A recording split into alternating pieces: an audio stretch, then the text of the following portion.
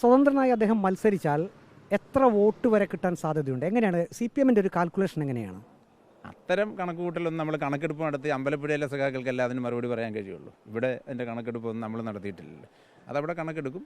അത് പാർട്ടി സംഘടനാപരമായി തന്നെ പരിശോധിച്ച് അത്തരത്തിൽ ഏതറ്റം വരെ അങ്ങനെ പോകുമെന്ന് കണക്കാക്കി അതിനുള്ള സംഘടനാ പ്രവർത്തനവും ഒക്കെ ഉണ്ടാകും. അല്ലാതെ UDF-ൻ്റെ ഒരു സഹായം ജി സുധാകരന് ലഭിച്ചാൽ CPIM അതിനെങ്ങനെ പ്രതിരോധിക്കും? UDF-ൻ്റെ സഹായം ലഭിച്ചാൽ ഒരു UDF സ്ഥാനാർത്ഥിയെ എങ്ങനെയാണ് കാണുന്നത് അതുപോലെ തന്നെ പ്രതിരോധിക്കും. അതിനപ്പുറത്ത് ഇനി CPIM-ൻ്റെ സ്ഥാനാർത്ഥിയല്ലാതെ ഏത് സ്ഥാനാർത്ഥിയായി വന്നാലും ആ നിലയിൽ തന്നെ പ്രതിരോധിക്കും. CPM-ൻ്റെ സ്ഥാനാർത്ഥി അല്ലെങ്കിൽ ഇടതുപക്ഷത്തിൻ്റെ സ്ഥാനാർത്ഥിക്ക് അമ്പലപ്പുഴയിൽ വിജയം സുനിശ്ചിതമാണ്. തീർച്ചയായും അമ്പലപ്പുഴയിൽ മത്സരിക്കുന്ന ഇടതുപക്ഷ ജനാധിപത്യ മുന്നണി സ്ഥാനാർത്ഥി കഴിഞ്ഞ തെരഞ്ഞെടുപ്പിൽ ലഭിച്ചതിനേക്കാൾ വർദ്ധിത ഭൂരിപക്ഷത്തോടു കൂടി വിജയിക്കുമെന്നുള്ള കാര്യത്തിൽ യാതൊരു സംശയവും വേണ്ട. ജി ഭുവനേശ്വരൻ രക്തസാക്ഷി മണ്ഡപം നിൽക്കുന്ന സ്ഥലമാണ് ചാരുമൂട്. അങ്ങ് ചാരുമൂട് CPM-ൻ്റെ ഏരിയ കമ്മിറ്റി സെക്രട്ടറി കൂടിയാണ്. ഈ നാട്ടിലെ ജനങ്ങളുടെ ഒരു പൊതുവികാരം എന്താണ്?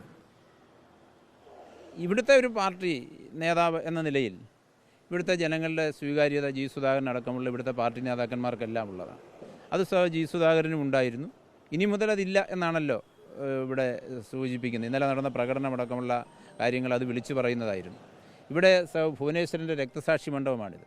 അടിയന്തരാവസ്ഥയിൽ ഭുവനേശ്വരൻ കൊല ചെയ്യപ്പെട്ട് വരുമ്പോൾ ഇവിടെ മാവേലിക്കര താലൂക്ക് കശുവണ്ടി തൊഴിലാളി കൗൺസിൽ ഇവിടെ കശുവണ്ടി ഫാക്ടറി എടുത്തുണ്ട്. അവരുടെ പേരിലുള്ള സ്ഥലമായിരുന്നു ഇത്. അവിടെ ആ കശുവണ്ടി തൊഴിലാളികളുടെ തീരുമാനപ്രകാരമാണ് KP റോഡിനോട് ചേർന്ന് ഭുവനേശ്വരൻ്റെ രക്തസാക്ഷി മണ്ഡപം ഇവിടെ അടക്കം ചെയ്തത് ഇവിടെ തന്നെയാണ് രക്തസാക്ഷി മണ്ഡപം പടുത്തുയർത്തിയിട്ടുള്ളത്. ആ നിലയ്ക്ക് ഒരു രക്തസാക്ഷി കുടുംബത്തോടുള്ള പരിഗണന എന്ന നിലയിൽ ജി സുധാകരന് പ്രത്യേകമായ പരിഗണന പാർട്ടിയിലും ജനങ്ങളുടെ ഇടയിൽ ലഭിച്ചിരുന്നു. പക്ഷേ അത് ഇന്നലത്തോടുകൂടി അതെല്ലാം റദ്ദ് ചെയ്യപ്പെട്ടിരിക്കുകയാണ് എന്നാണ് പറയാനുള്ളത്.